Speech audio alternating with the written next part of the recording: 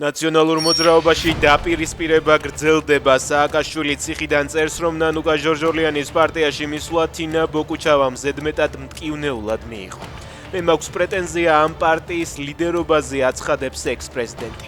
ეს არ ეხება ნანუკას მოსვლას ან თინას წასვლას, სანამ გადაწყვეტილებების სამ კაცში მიიღება პარტია ვერასდროს გახდება სახალხო.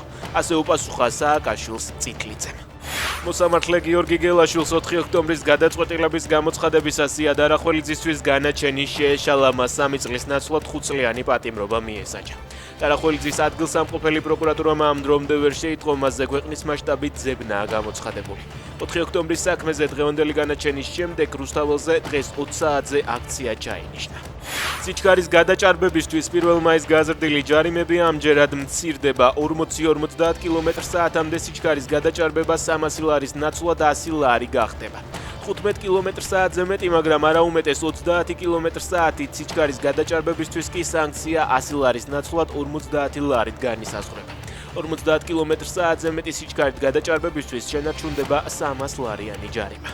ირანში მომღერალ პარასტუ აჰმადს ჰიჯაბის გარეშე სიმღერის შესრულებისთვის 74-ჯერ გამათრახება მიუსაჯეს. მიზეზი 2024 წელს გამართული კონცერტია, რომლის ჩანაწერიც ვირუსულად გავრცელდა და მილიონობით ნახვა დააგროვა.